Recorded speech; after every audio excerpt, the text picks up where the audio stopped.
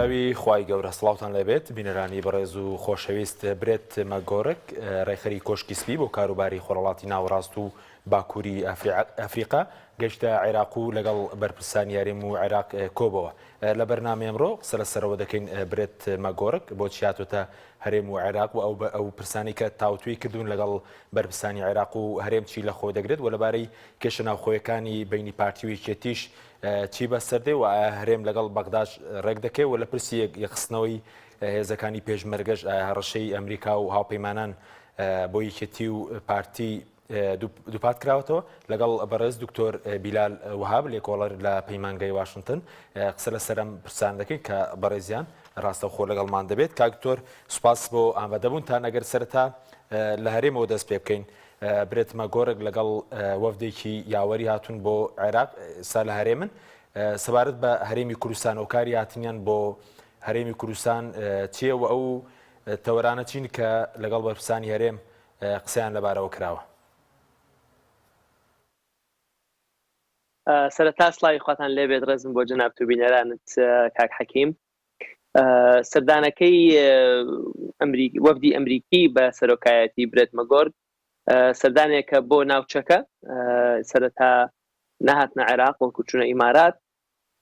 بەڵام عێراقی ژێکێک بوو لەو وێزگانەی کە لە سەردانی ئەم وەفدا بوو، جۆرێکە لە دڵنەواییدانەوە بە هاوپەیمانانی ئەمریکا لە ناوچەکە کە هەستەکەن بە شێوەیەکی گشتی وڵاتانی ڕۆژهەڵاتی ناوەڕاست هەستەکەن کە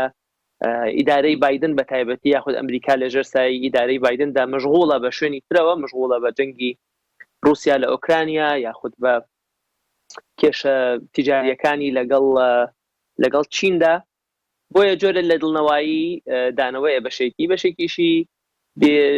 تعارفکردن لەگەڵ ئەم حکومەتە تازانەی کەوا هاتوونەتە ئاراوە لە عێراقا، حکوومەتێکی تازەی بە سەرکردایەتی یاخود بە سەرۆکایەتی محەممەد شیع سوودانی کە حکوومەتێکە دیداریان لەگەڵا کردووە و تعارفیان لەگەڵا کردووە وەکو سەرۆکی حکوومەت، و لە ئیسرائیلیش بە هەمان شێوە حکوومەتێکی تازە هەیە. بۆیە بە شێوەیەکی گشتی سەردانەکە بۆ ناوچەکە و عێراق و هەرێمی کوردستان یەکێک بوو لە وێزگەکانی ئەم شاندە باڵایە. کاکتۆر سەبارەت بە دۆخی ناوخۆی هەرێم ئەگەر لەو ناکۆکیانە دەست پێ بکەین کە ئێستا لە بینی پارتی و یەکێتیە بە تایبەت لە ناو حکوومەت ئەمریکیەکان هیچ ناوبژیوانیەک تەداخولێکیان هەیە لەم بارودۆخە؟ بەئیستا شەڕی یەکێتی و پارتی ئەمریکا جەنابەت ئاماژەی پێیەکەی بە شەڕی بەیاننامەکان ئەکرێ ناوی بنین، چونکە کێشە یەکێتی و پارتی چەند بعدێکی هەیە و کێشەیەکی قوڵە و لە شەڕی ناوخۆ دروست بووە هەتا ئێستا. بەڵام ئەم ئاخر وەجبەیە یاخود ئەم ئاخر فەسڵە لێی بڕواناکەم شتێکی تایبەت و ڕاستەوخۆیان هەبێت، چونکە پێش هاتنی ئەم شاندەش کۆتایی ساڵی ڕابردوو شانێکی کۆنگرسیش هاتبوونە عێراق و سەردانی هەرێمی کوردستانیان کردو لەگەڵ بەرپرسانی هەرێمی کوردستانە کۆبوونەوەیان کرد. لەم کاتا کێشەکان ناوخۆیین، بەڵام زەرەرێکیان لە سیاسەتی ئەمریکا لە عێراقا یاخود لە ناوچەکان نەگەیاندووە. تەنها ئەوەندەیە دۆست و هاوپەیمانێکی وڵاتە یەکگرتوەکانی ئەمریکا کە کوردە و حکوومەتی هەرێمی کوردستانە بەدەستی خۆی لاوازەکات، کێشە بۆ خۆی دروستەکات، بەڵام نەگەیشتوتە ئاستێک کە بۆ نمونە زەرەر لە مەسلحەتی وڵاتە یەکگرتوەکانی ئەمریکا بدات. بۆیە تەسەوڕ ناکەم تەدەخولێکی ڕاستەوخۆ یاخود ناوبژیوانیەکیان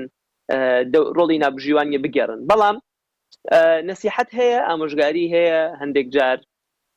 ئەتوانی بڵێ جۆرێک لە پەنجە ڕاوەشاندن هەیە، جۆرێک لە وەک بڵێ عیبە و وامەکەن هەیە. بەڵام ئەگەر نێوەنگیریەک هەبێت احتیمالی نێوەنگیری لە نێوان هەرێم و بەغدا هەیە لەسەر مەسەلەی نەوت و غاز، وەکو ئاشکرایە لە جەنابتان وەفدەکە سەرڕای برێت مەگۆڕک کە با بڵێن نێردەی تایبەتی یاخود منەسقی تایبەتی کۆشکی سپیە بۆ سیاسەتی بایدن لە ڕۆژهەڵاتی ناوەڕاست. کەسێکی تریش لە وەفدەکا بوو بە ناوی ئامۆس هۆچستین کە ئەوە منەسقی وزەیە لە کۆشکی سپی بۆ هەموو جیهان ڕاستی، منەسقی کاروباری وزەیە. ئیدارەی بایدن گرنگێکی زۆر ئەدەن بە مەسەلەی کەمکردنەوەی سوتاندنی نەوت و غاز، مەسەلەی هێنانە پێشەوەی وزەی پاک و کەمکردنەوەی مەسەلەی احتیباسی حراری. ئەمە بەشێکی ئەجندای ئەم ئیدارەیە. بەشێکیشی کەوەی ڕبط بێتەوە بە عێراق و بەڕاستی پێوەستە بەوەی کە چنێک عێراق ئەم گازەی کە ڕۆژانە ئەی سووتێنێت، ئەم گازەی کە پێوتە گازی مصاحب کە لەگەڵ دەرهێناینەوە تا سووتێنرێت، ئەمەی کە بۆرمونە کورد لە بابە گوڕگوڕ و لە بیرە کوردەکانە لە بیرەکانی هەرێمی کوردستانە بینیوێتی. ئەمە سووتاندنی غازێکە کە لەلایەکەوە ژینگە پیسەکە، لەلایەکی تریشەوە گازێکە کە ئەکرێ ئەگەر تەکنۆلۆژیا و سەرمایی پێویستی تا سەرف بکرێت ئەکرێ ئەم گازە بەکاربهێنرێ بۆ بەرهێنانی کارەبا. بەڵام لەبەرەوەی عێراق لەبەر چەند هۆکارێک ئەم غازە ئەسووتێنێ، بۆیە مەجبورە بێت لەلایەکەوە ژینگەی خۆشی پیس ئەکات کە عێراقێکە لە بەڕاستی پیسترین ژینگەکانی ناوچەکە، یاخود یەکێک لە وڵاتانەی کەوا لە چاو وڵاتانی ناوچەکە زۆرترین زەرر لە پیسبوونی ژینگە ئەبینێ بریتێ لە عێراق. لەلایەکی تریشەوە گازەکەی خۆی سووتێنەوە مەجبورە گازی ئێران بەزیاد لە نرخی بازار بکڕێت، کە ئەمە لە هەردوو لاوە زەرەرێکە بۆ خودی ئابووری عێراق، خودی دانیشتوانی عێراق. بەڵام ئامانجێکی ئەمریکاش دش بە ئامانجێکی ئەمریکاش ئەویژەوەیە کە فشارێک لەسەر ئێران دروست بکرێت کاتێکەوە عێراق بتوانێت ینی زەرەر لە خۆی بدات و غازی ئێرانی بکرێت. ئەوە سیاسەتی ئەمریکا لە دوو لاوە زەرەر دەکات، لەلایەکەوە لە عێراقەوە ئاماژەم پێکرد مەسەلەی گەرمکردنی ژینگە و پیسکردنی ژینگەیەتە ئاراوە، لەلایەکی تریشەوە عێراق بێتە بازارێک بۆ گازی سروشتی ئێرانی یاخود بۆ کڕینی کارەبای ئێرانی، واتە وابەستەیی عێراق بەرامبەر بە ئێران قوڵتر ئەبێتەوە، کە ئەمەش دش بە یەکێک لە ئامانجەکانی ئەمریکا لە عێراقاوی ژەوەیە کە عێراق لەسەر پێی خۆی ڕابوەستێ. بۆیە هاتنی ئامۆس لەگەڵ ئەم وەفدا بە گرنگە بینم، و لەوانەیە لەو ڕوا جۆرێک لە ئامادەکاری یاخود لە ئامادەیی ئەمریکا هەبێت کە لە نێوان حکوومەتی هەرێم و بەغدا جۆرێک لە نێوەنگیری بکەن بۆەوەی لە سیاسەتی نەوت و غازە جۆرێک لە پێشکەوتن، جۆرێک لە ئیتفاق هەبێت. بەڵام سەرەتا ئەبێ شتێک هەبێ بە ناوی حکوومەتی هەرێم و لایەنێکە بێتەوە فعلەن بتوانێت بە ناوی هەرێمی کوردستانەوە قسە بکات. ئەوەی کە ئێستا لە هەرێمی کوردستانە ئەیبینین خەریکە مەسەلەی دوو ئیدارەی تاوزەق بێتەوە، نە حکوومەتی عێراقی و نە کۆمپانیاکان و نە مانی کۆمەڵگەی نێودەوڵەتیش ناتوانن لەگەڵ سەرۆکی حکوومەتی هەرێمە وەکو نوێنەرایەتی حکوومەتی هەرێم قسە بکەن کاتێکەوە ینی بەشی دووەمی حیزبەکە لەو حکوومەتە کشابێتەوە بە شێوەیەکی عملی ئەگە بە شێوەیەکی ڕسمیش نەبێت. باشە کاکتۆر لەسەر عێراق قسە دەکەین، بەس ئەوەی کە وتە زۆرجار ئامۆژگاری ئەمریکیەکان هەیە و پەنجەڕاوەشاندنیشیان هەیە لەبەر پرسانی هەرێم، ئامۆژگاریەکانیان لەسەر چییە و بۆ چییە؟ وە دەگاتە ئەوەیە گەر بەقسەیان نەکەن وەکو کاتی ڕیفراندۆمەکە کە فشار هەبوو، فشاری زۆر توند هەبوو دوای ڕیفراندۆمەکە؟ یعنی هەڵبەتە مەسەلەی فشار و مەسەلەی ئەمەی کە ینی ئەڵێن داروگێزەرەکەی کە لە دیبلۆماسی تا باسەکرێ و ئێمەمانە لە جامیعایی خوێنین و ئێڵینەوە هەردووکی هەیە، لەلایەکەوە ئەکرێ هەردوو شێر بەیەکەوە بێت. ئەوەی کە ئێستا هەیە مەسەلەی بوونی هێزەکانی ئەمریکا لە عێراقا کە بەشێکیان لە هەرێمی کوردستانن، ئەمە خۆی یەکێکە لە هۆکارە سەرەکیەکانی بەڕاستی شەرعیەتی حکم لە کوردستانە، و لە عێراقیشە ئەساسی ئەم پەیوەندیەیەک یاخود بناغی بەردی بناغی ئەم پەیوەندیەکە لە نێوان عێراق و لە نێوان وڵاتی یەکگرتوەکانی ئەمریکا هەیە. پێش سەردانەکەی برێتمە گۆرگ سوودانی لەگەڵ ڕۆژنامەی وەڵستری جۆرنەڵە جۆرێک لە دڵنەوایی بە ئیدارەی ئەمریکا داوەکەوە ئەم حکوومەتی سوودانی کە بەشێکی سەرەکی لە پشتەوەی ئەم حکوومەتە بریتە لەو لایەنانەی کەوا هەتا دوێنێ و پێرێ بە هاون و بە ساڕوخ و بە درۆن هێرشیان دەکرد لەسەر هێزەکانی ئەمریکا و سەرسەفارەتی ئەمریکا و لە پەرلەمان قانونیان دەرەکرد یاخود پرۆژە یاسایان دەرەکرد بۆ ئەوەی کە هێزەکانی ئەمریکا دەربکرێ. ئێستا ئەوانە خۆیان لەم حکوومەتان بۆیە وەک بڵێ دڵنەواییەکەوە ئەم پەیوەندی عسکەریە دەکرێت لەژێر سایی حکوومەتی سوودانیە بەردەوام بێت سەر ڕایبوونی ئەم لایەنانەی وەکو عەسایب ئەهلی حەق و هەتا دوایی کە ینی دژایەتی خۆیان یاخود دژبوونی خۆیان بۆ ئەمریکا ناشارنەوە. بەشێکی ئەمەش پەیوەندی هەیە چکەوە هێزانە لە کوردستانن لە زمانی پۆمپیۆ زۆر ئاشکرا بوو، یعنی ساڵانێک بۆ نمونە هەرێمی کوردستان جۆرێک تەعاملی لەگەڵ عێراق و لەگەڵ وڵاتی یەکگرتوەکانە کرد بەوەی کە ینی پیانەوت پلان بی لە زمانەی ترەمپیشە تا ئەستێک لە زمانی ئۆباماشە هەبوو، ئەویش ئەوە بوو کە جۆرێک لە ینی دڵی خۆخۆشکردن یاخود قەناعەتیان بەخۆیان کرده بوو کەوا ئەگەر هات و دۆخی ئەمریکا یاخود بوونی ئەمریکا لە عێراق تێک بچێ ئەو کاتە هێزی ئەمریکا هەمووی ئەگەڕێتەوە کوردستان و کوردستان دەبێتە مرکز بۆیان بەڵام بۆ بوو کاتێک کە پۆمپیۆ هەڕەشەی کشانەوەی تەواوی هێزەکانی کرد بەڕاستی هیچ جاخوازیەکی لە نێوان هەرێمی کوردستان و لە نێوان عێراق نەکرد عێراقیان بە یەک وڵات بینی وتیان ئەگەرمە بکشینەوە لە عێراق لە هەمووی ئەکشینەوە بە هەرێمی کوردستانیشەوە کەواتە ئەمە وەک بڵێ مەسلەی ئەوەی کە ئەمریکا عێراق وەکو یەک وڵات ئەبینێت جاکاریەک بۆ هەرێمی کوردستان ناکە ئەمە پەیامێک بوو بۆ هەرێمی کوردستانیش ئەو کاتەوە بەڕای من بەرپرسانی هەرێمی کوردستانیش ئەمەیان بە ئاشکرایی بینی و هەست پێ کرد لە ڕووی زەختەوە ئەمە زەختێکە لە بەشێکی تری زەختەکە ئەوەیە کە ینی بەشێکی شەرعیەتی ئەم حکوومەتێک کە ئێستا هەیە ئەم پەیوەندی نێودەوڵەتیەیە ئەم سومعە نێودەوڵەتیەکەوە هەرێمی کوردستان هەیەی لە شێوەی ناڕاستەوخۆ وڵاتە یەکگرتوەکانی ئەمریکا فشار دەکات بۆ نمونە ئەگەر راپۆرتی ساڵانەی مافی مرۆڤ بخوێنیتەوە کە ئیمساڵ وەزارەتی دەرەوە دەری کرد لەسەر ساڵی 2022 سەرێکی بە ئاشکرا گلەیی لە هەرێمی کوردستان هەیە لە حکوومەتی هەرێمی کوردستان هەیە لە کشانەوەی مافەکان لە ئازاردانی ڕۆژنامە نووسان لە تەسکردنەوەی ئازادیەکان ئەمە جۆرێکە لە فشار ئیزافەتەن بۆ ئەو دیدارە تایبەتانەی کەوا لە نێوان هەردوو لا ئەکرێت ئەم سەفیرە تازەی کە ئێستا لە بەغدایە سەفیرێکە کە بەڕاستی حازمە توندە وەسەریح قسە لەگەڵ بەرپرسانی هەرێمی کوردستان ناکات لە ڕووی مەساڵحیشەوە عکسەکەی ئەگەر باسی گێزەرەکە بکەین وڵاتە یەکگرتوەکانی ئەمریکا لە کاتی شەڕی داعشە هاوکاری ڕاستەوخۆی بە هەرێمی پێشمەرگە ئەکرد و بەیەکەوە شەڕی داعش کراوە هەروەکو چۆن لەگەڵ جێشی عێراقیشە بەڵام ساڵانە 240 ملیۆن دلار ڕاستەوخۆ لە بودجەی ئەمریکاوە هاوکاری هێزی پێشمەرگە دەکرێت معاشی هەندێک لە یەکەکانی پێشمەرگە دەدرێت و ئەم پارەیە بەشێکی بۆ بەڵێ هاوکاریکردنی هێزی پێشمەرگەیە لە شەڕی دژی داعش کە بەشێکە لەم هاوپەیمانە نێودەوڵەتیە بەڵام بەشێکی تریشی لەسەر ئەساسی ئەوەیە کە حکوومەتی هەرێمی کوردستان وعدی ئەوەی داوە کە چاکسازی لە ناو هێزی پێشمەرگا بکات کەوای هێزی پێشمەرگە یەک بخاتەوە کەوای هێزی پێشمەرگە حزبی نەبێت بەڵکو سەر بە حکوومەتی هەرێمی کوردستان بێت ئەمر لە حکوومەتی هەرێمی کوردستانەوە وەربگرێت هەروەکو چۆن لە بەغدا بۆ نمونەیەکی لە گلەیە سەرەکیەکانەوەیە کە بۆچی حەشدی شعبی معاش لە حکوومەتی عێراقی وەردەگرێت و بودجەی بۆ تەرخانەکرێت بەڵام بە ئەمری قائیدی عامی قوواتی مسلحە هاتو چۆن ناکات و ئەمر ناکات و کردار ناکات لە هەرێمی کوردستانیش بە هەمان شێوە واضحە یعنی لای بینەرانی ئەم بینەرانی جناب تو ئەم قەناتە ئەوەیە کە پێشمەرگەی هەرێمی کوردستان لە بودجەی هەرێمی کوردستان معاش وەرەگرێت بەڵام ئەمر لە سەرۆکی هەرێمی کوردستان یاخود سەرۆکی حکوومەتی هەرێمی کوردستان یاخود وەزیری پێشمەرگە وەرناگرێت بەڵکو یعنی ئەوامرە سەرەکیەکانی لە حیزبەکان لە یەکێتی پارتی وەرئەگرێت بڕیاری ئەم پارەیە کەوا ڕاستەوخۆ پەنتاگۆن دەیداتە پێشمەرگە بۆ ئەوەیە کە چاکسازیەکی ئیداری چاکسازیەکی مالی کەمکردنەوەی بندیوار و ئەمانەی کە لە ڕۆستەری پێشمەرگا هەیە و چاکسازیەکی سیاسیش بکرێت بەوەی کەوات پێشمەرگەی لەژێر دەسەڵاتی حکوومەتی هەرێما بێنێک لەژێر دەسەڵاتی حیزبەکان و یاخود کەسە دەست ڕۆشتەکانی ناو حیزبەکانی شەتەنانەت بڕینی ئەم پارەیە هەڕەشەیە بەڵام بوونی پارەکە خۆشی تەشجیعی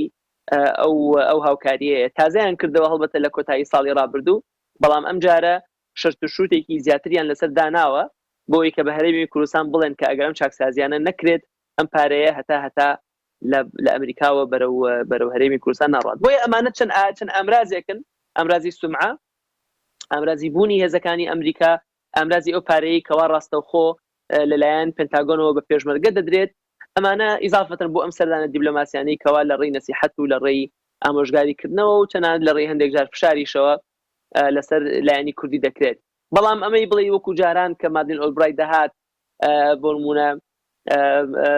ڕەحمەتی مام جەلال و کاک مەسعودی بردە واشنگتن و جۆرێک لە فشاری ئەمریکا ئاشیان بکاتەوە تەوقعی ئەو جۆرە تەدەخولە ناکەم لەم کات بەس کاکتۆر ئەوەی کە تایبەتە بە هێزەکانی پێشمەرگە بوتت ئەو هاوکاری ساڵانەیە کە ماگانە 20 ملیۆن دۆلارە مەرجەکانی چیەوە سەبارەت بۆی زۆر جار قسە هەیە لەسەرەوەی کە ئەم یەگرتنەوەش سستیە بەس هێزی پێشمەرگە خۆ بەڵام لە پاڵ هێزی پێشمەرگە ئاسایش هەیە دژە تیرۆر هەیە بۆ نوێزێرەوانی هەیە کۆماندۆ هەیە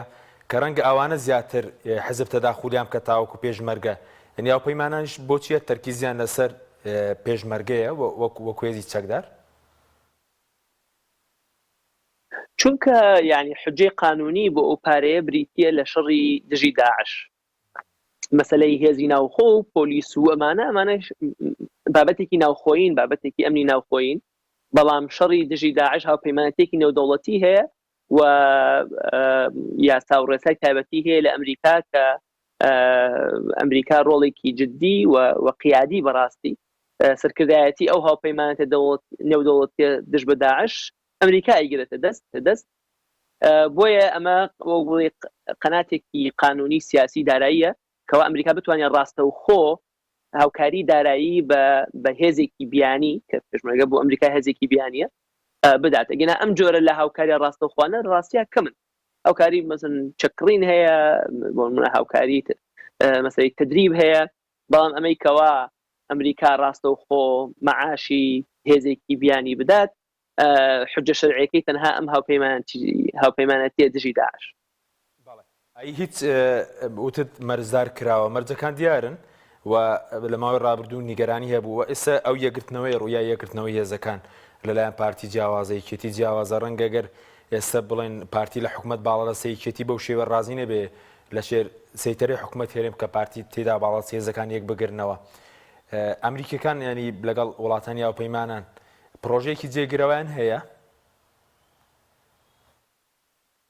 یانی ئەم پارەیە بەلاش نییە هەرێمی کوردستان وعدێکی داوە بەرامبەر بەم وعدە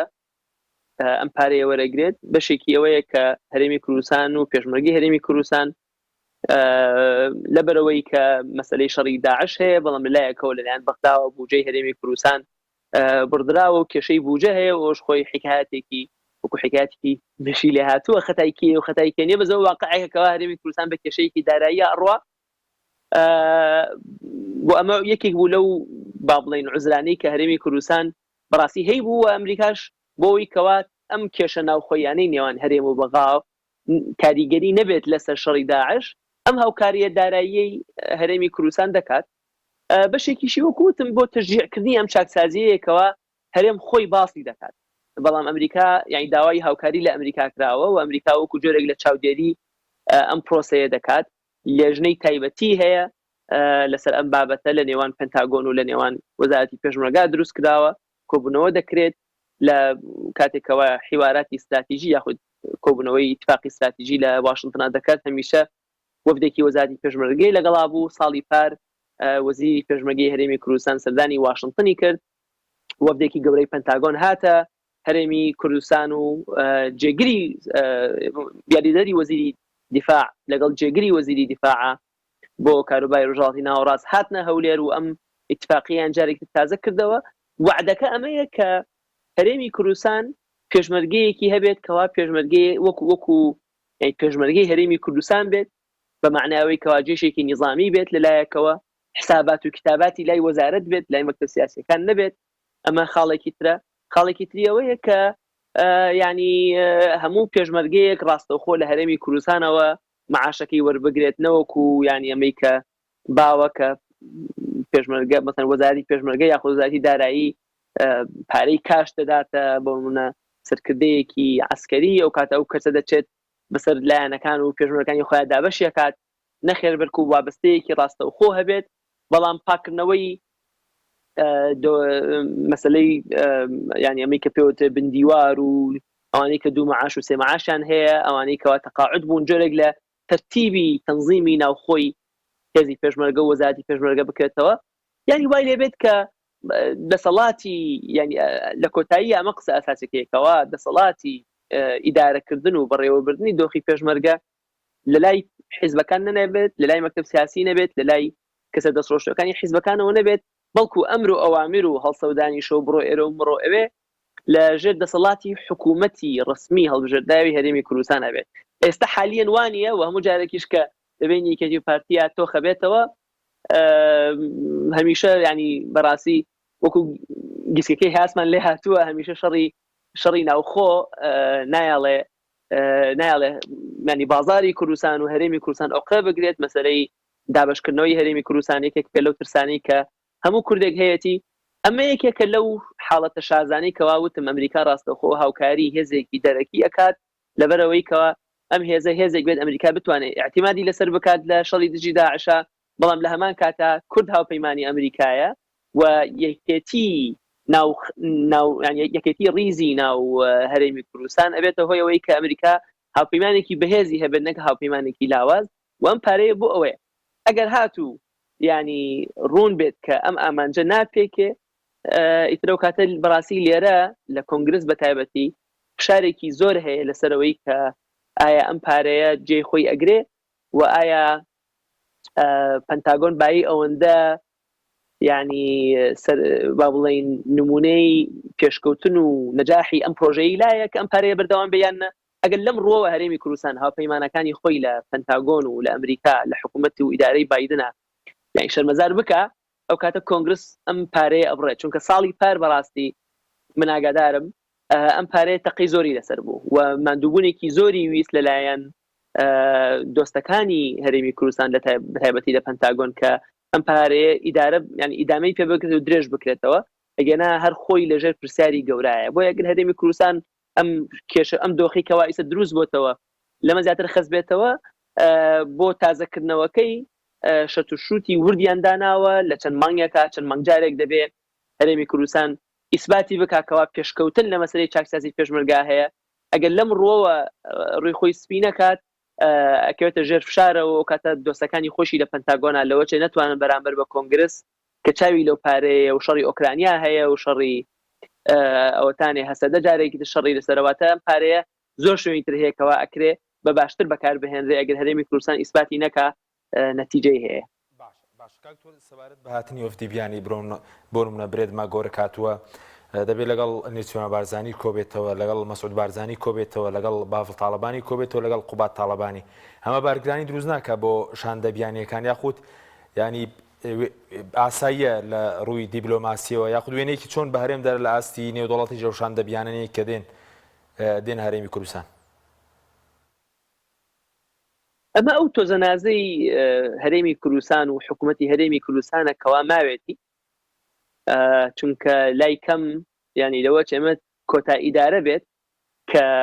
کەسانێک لە سەرکردایەتی ئەم یاخود ڕووی ئەم ئیدارەیەن کە بەدۆخ عێراق شارەزان کەوا پەیوەندی شخصیان لەگەڵ بەرپرسانی عێراقا هەیە مەگۆرک ینی لە سەفارەتی ئەمریکی بۆ لە بەغدا ینی بڵێ جەنگی عێراق و جەنگی داعش و هەتا دوایی مەگۆرکی گیاندۆتە ئەم شوێنە بۆیە پەیوەندیەکی شخصی و نزیکی لەگەڵ ئەم بەرپرسانە هەیە. بایدن کەسێک بووە کە هەم لە سەنات و هەمووکو جێگری ئۆباما لە نزیکەوە سەرکردە کوردەکان دەناسێت بۆیە لەوە ئەچێ ئەم جۆرە گەرم و گوڕیە لای کەم بەدەم هەمویانەوە چوون حاڵەتێک بێت کە لەم ئیدارەشە بەردەوام بێت بەڵام تۆ هەربیر کەرەوە 3 ساڵی تر ئەگەر هەرێمی کوردستان هەر ئاوا ینی دۆستێکی بێخێر بێت لە جاتیەوەی کەوا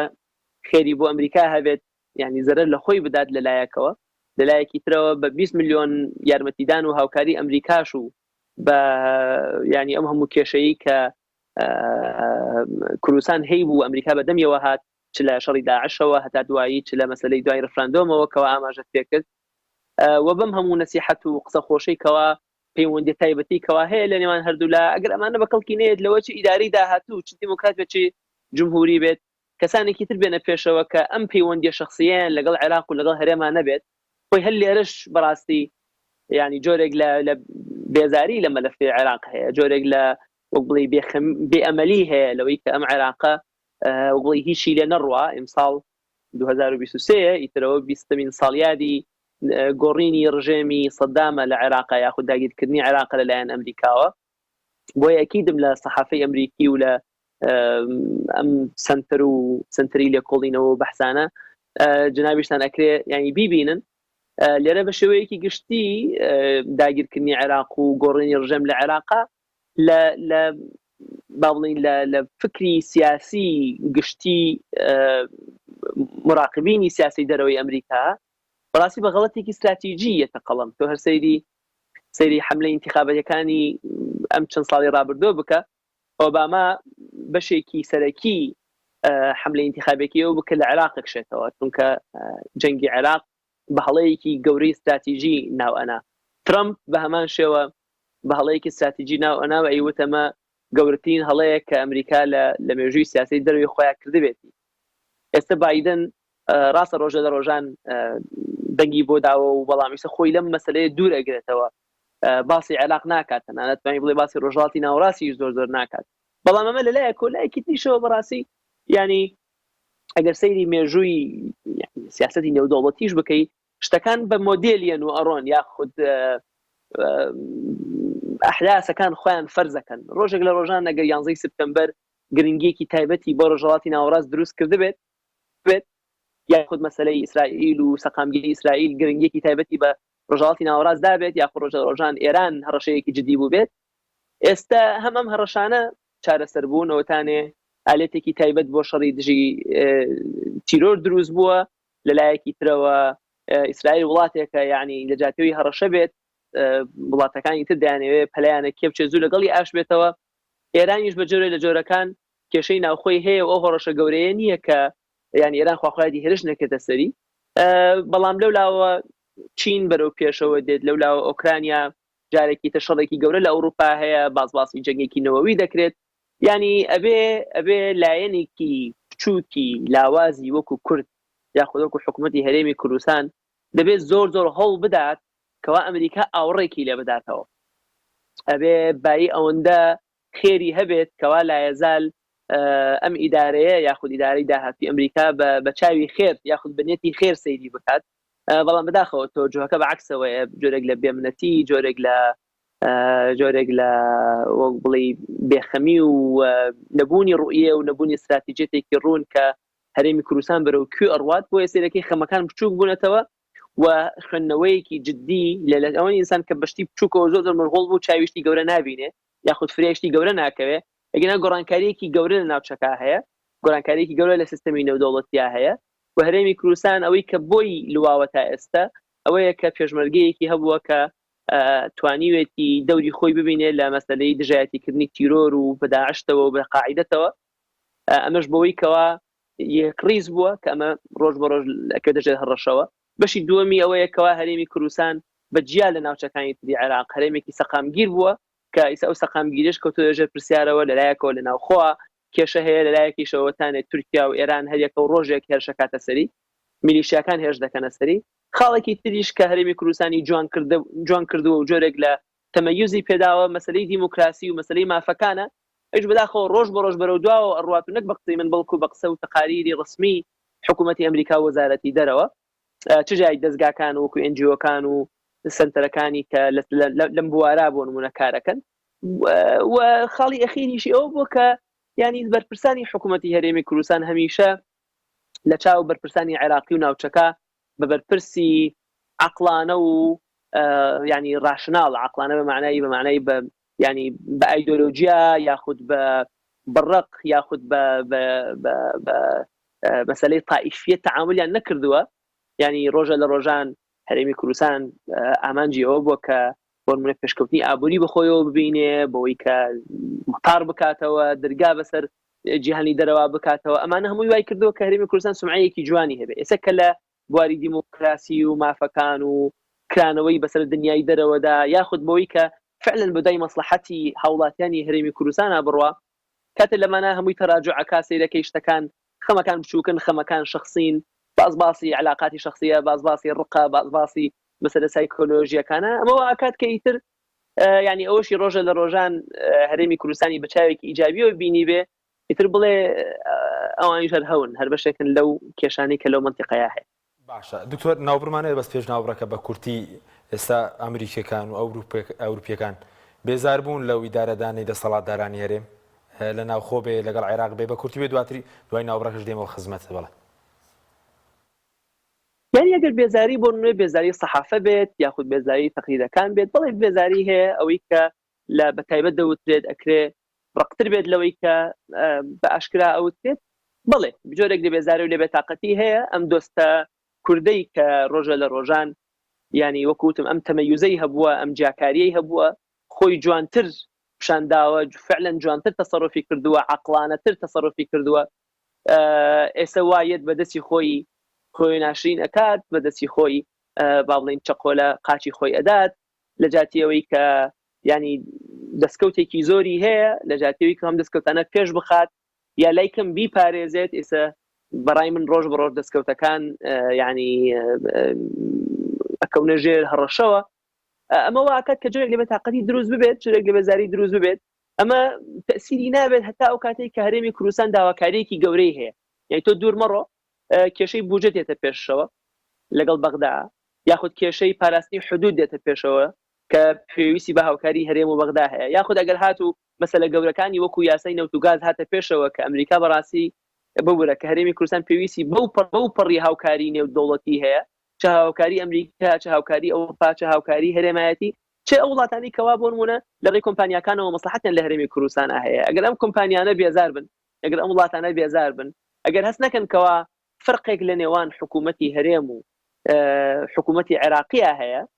ئەو کاتە پێویست ناکا بێن ینی خۆیان کردن سوورەی بەرلەشکر لەبەر خاتری خاتران و لەبەر خاتری مەسلەیەکی عاطفی وەکو هەرێمی کوردستان. چونکە هەرێمی کوردستان لەوە دەرچووە مەسلەی شەرعیەتی حکم لە هەرێمە، ئەگەر ڕۆژان شەرعیەتی شاخ بوو بێت و شەرعیەتی مەظلومیەت و مەسلەی جینۆساید بوو بێ، تۆ ئێستا 30 ساڵە کورد حکومەکە دەسەڵاتی هەیە، دەسەڵاتی دیپلۆماسی، عسکەری، ئابووری لە هەرێمی کوردستانە. مشکلی پارە نییە، هەرێمی کوردستان هەرێمێکی دەوڵەمەندە، نەوتی هەیە، غازی هەیە، استثماراتی تێدایە، دیپلۆماسیەتی تێدایە، قوسڵەتی تێدایە. کاتەم کێشانە یعنی تۆ ناکرێت هەر بڵێ مەسەلەن بە زمانی نەوەتەکانەوە قسە بکەیت و ئەم جیلێک کە ئیسە حکومەکە بەڕاستی جیلێک کە پێویستی بە شەرعیەتی دیموکراتی هەیە و پێویستی بە شەرعیەتی بنیاتنانی وڵاتەکە هەیە. ئەگەر لەم دوو مەلەفە سەرەکیە نەتوانن ئیسباتی شەرعیەتی خۆیان بکەن، ئیترەوە کاتێک کە ئەم کێشانەی کەوتم لەگەڵ بەغدا دێتە ئاراوە، یاخود جارێکتر کە ئێرانێک هەڕەشە دەکات یاخود تورکیا هەڕەشە دەکات، مووقفی هەرێمی کوردستان کاتێکەوە هەمیشە هاوارەکاتەڵێ ئەبێ دنیا بێ بەدەمەوە، ئەو کاتە وەکو پێویست گوێ لێ ناگیرێت. هەڕەشە سەرەکیەکە لەوایە، کێشەی سومعە لەوایە، کاتێک کە دێتە خوارەوە لەو کاتا تۆ هەست بە زەرەرەکەی ناکەی، بەڵام کاتێکەوە پێویست پێێتی کاتە خەڵک وەکو پێویست نایە بدەمتەوە، چونکە سمعی خۆت لەکەدار کردو بەدەستی خۆت. بەڵێ سوپاس دەکەین کاکتۆر. ناوبڕێکمان هەیە دێمەوە خزمەتان. بەڵێ بینەرانی بەڕێز، ناوبڕێکی کورت و دەینەوە وڵاتان لەگەڵمان بمێنەوە. تۆپ ئارت تاکە بریکاری تۆڕی میدیایی کۆمەڵ بۆ بەرهەمهێنان و بڵاوکردنەوەی ڕێکلام. یەکێک لە خواردنەکانی سفرەی کوردی بریانیە. خواردنێکی بەناوبانگ و بەچێژ، جۆری زۆرە و خۆی بەتەنها بێ یا بەتەنهاش نەبێ زۆر خۆشە. بریانی خۆشتر ئەبێت ئەگەر برنجەکەی برنجی مەحموود بێ. برنجی مەحموود لەگەڵ پاکێجەکانی بۆ هەمومان لە کۆڕە هەموو پێداویستیەکانت لە یەک پاکێجدا بەردەستن، کاتژمێری زیاتر و گەگەبایتی زۆرتر. پاکێجەکانی بۆ هەمومان لە کۆڕە هەفتانە و مانگانن و پڕ لە گەگەبایتی ئینتەرنێت و کاتژمێری پەیوەندیکردن بۆ سەرجەم تۆڕەکان. پاکێجەکان بۆ هەموو هێلەکانی پریپەید بەردەستن. بۆ بەشداربوون پەیوەندی بکە بە ئەستێرە 238 پەنجەرە. بۆ هەمومان هەیە.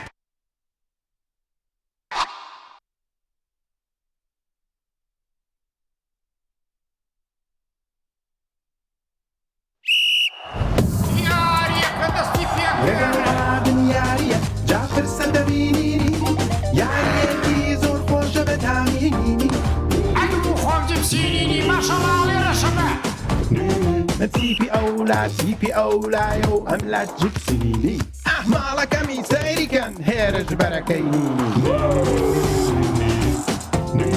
شۆکیان کرد بە خۆراکی تیپی ئەولا ئەزانی ئەبێ وەک من تامیکەی اینجا ئەزانی ئەفبەرە وەک میسی لێ ئەزانی هەمیانێکە خۆش بوو هەر بژی جبسینینی کامێکی لێت نەکراو.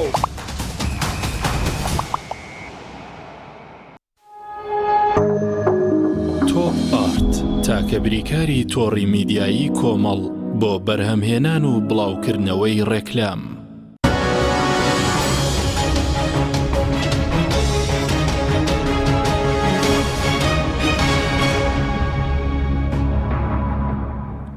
جارێکتر سڵاوتان لەبێت بینەرانی بەڕێز. کاکتۆر چەند پرسێکمان ماوە تایبەت بە عێراق و هەرێم و کوردستانی ڕۆژاوەش ئەگەر بە کورتی وەڵامان دەیتەوە سوپاس دەکەم. سەبارەت بەو ناکۆکیەکی ئێستا لە بینی پارتی ویکێتیەیە پێ دوایە بۆچی ناتوانن هەم مەسرور بارزانی هەم باڤڵ تاڵەبانی لەگەڵ قوبات تاڵەبانیش کە ناتوان ئەم جارە وەکو پێشووتر بە ئاسان کێشەکان چارەسەر بکەن؟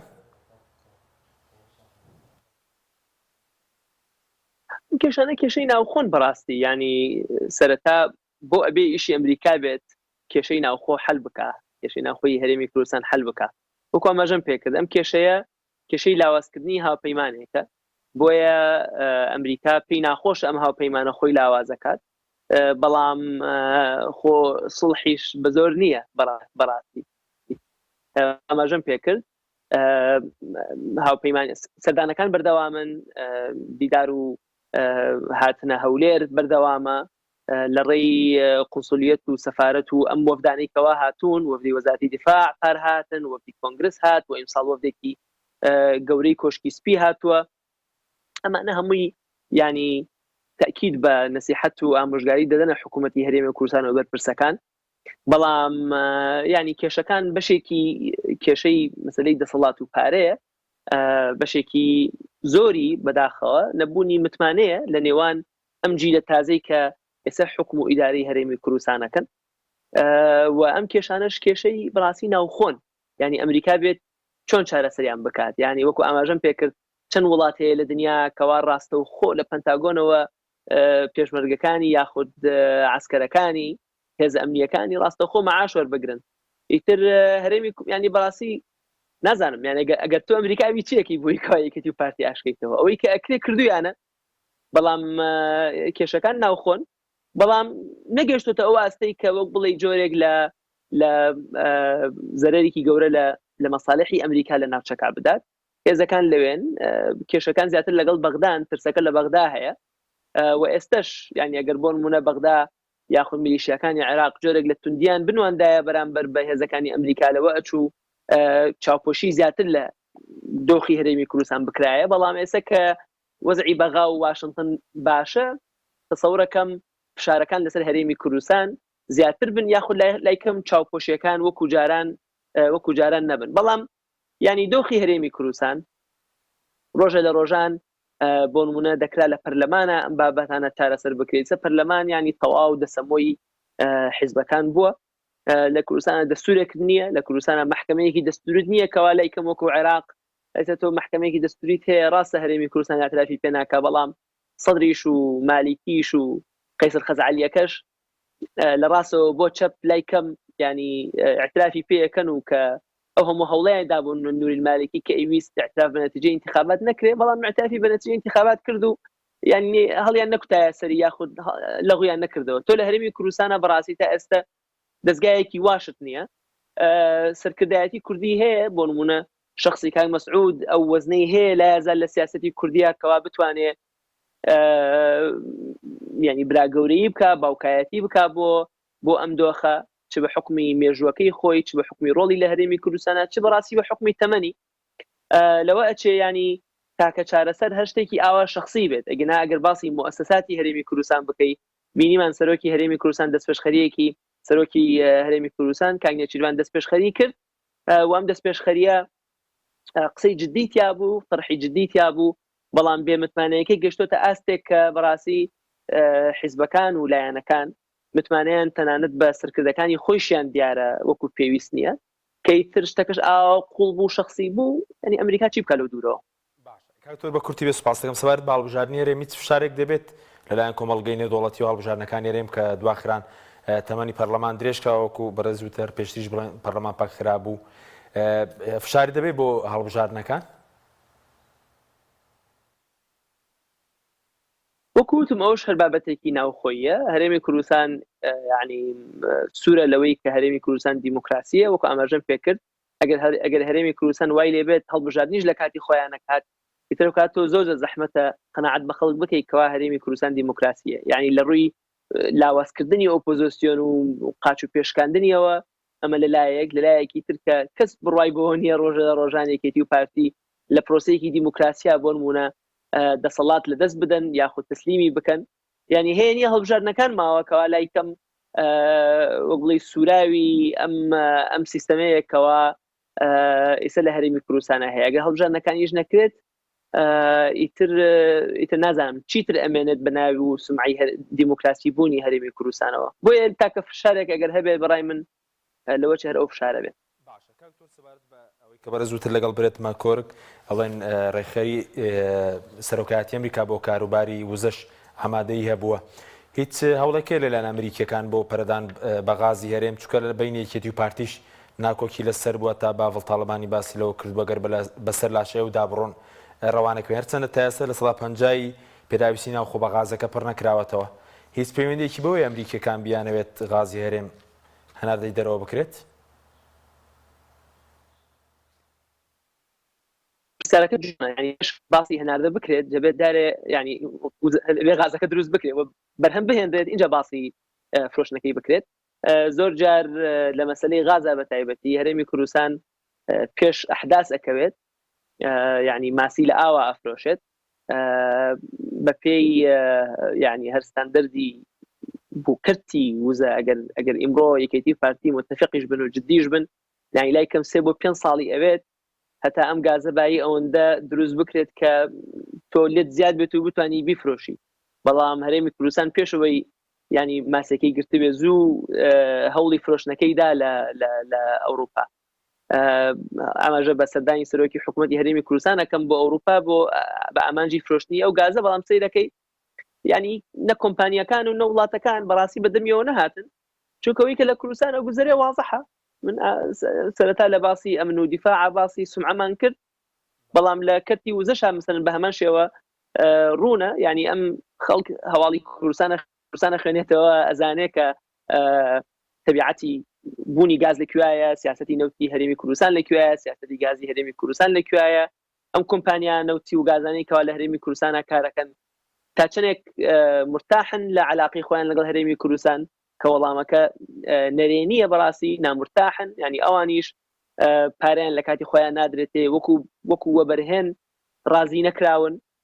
هەرێمی کوردستان ئێستا کێشەی لەگەڵ بەغدا هەیە و نەوتەکەی زۆر بە هەرزان ئەفرۆشێ لە بازارەکانی جیهانە، هەرزانتر هێشتا لە جاران. کە ئەمە هەمووی وای کردووە کاتێک کە سەرۆکی حکوومەت ئەچێت و هەوڵێکی جدی ئەدا بۆی کەوا غاز بفرۆشێ سێرەکەی نە وڵاتان بەدەمیەوە دێن و نە کۆمپانیەکانی وزە بەدەمیەوە دێن. ئەمە خۆی بەڕای منە بواە خوێندنەوەی زیاتری لەسەر بکرێت کە کێشە ناوخۆیەکان ئەم لەداخی ئەو یاخود ئەم لەداخی ئەو یاخود نەبوونی متمانەوە ئاکات کە هەرێمی کوردستان نەک ئەوەی نەتوانێت غاز بنێرێتە دەرەوە، بەڵام نەتوانێت بۆ دانیشتوانی خۆشی بای ئەو نەغاز دابین بکات کە لای کەم هەرێمی کوردستان پێویستی بە غازی ئێرانی نەبێت، پێویستی بە کارەبای ئێرانی نەبێت. لای کەم لە هەرێمی کوردستانە کارەبای 24 ساعاتە هەبێت کە بەڕاستی ئاواتێکە هەموو کوردێک لە 92 هەیەی تایسە پێی نەگەیشتووە. بۆیە ینی زۆر جار خەیاڵ پڵاوی بە دیعای انتخابی یاخود بە شتێکی وا بکرێت ئەکرێ باز بکرێ، بەڵام مجتمعی نێودەوڵەتی و وڵاتەکانی تر و نظمنیها ئەمریکاش ئەو دۆخە باشە بینن، بۆیە وەکو پێویست بەدەمیەوە نەهاتون. ئەکرێ ئاماژە بە خاڵێک بکەم ئەویشەوەیە کە ساڵی پار ڕاستی خۆی پێرار بوو، بەڵام پار راپۆرتەکە بڵاو بوویەوە. وەزارەتی وزەی ئەمریکا تایبەت بە کەرتی گازی سروشتی هەرێمی کوردستان راپۆرتێکی بەنووسین داواتە با بڵین پارەی دانا بۆ دەستگایەک کەوا راپۆرتێکی تایبەت لەسەر کەرتی وزە بکات کە بڵێ هەرێمی کوردستان بایی ئەوەندە گازی هەیە کەوا بتوانێت سەرەتا گاز بۆ کارەبای هەرێمی کوردستان دابین بکات و بایی ئەوەندەش بێت کەوا بینێرێتە عێراق و ئەگەر هاتوو لە کوردستانیش و لە بازاری عێراقیشا لێی زیاد مایەوە بتوانێت بینێرێتە بازارەکانی دەرەوە. بەڵام ئەمە یەکەم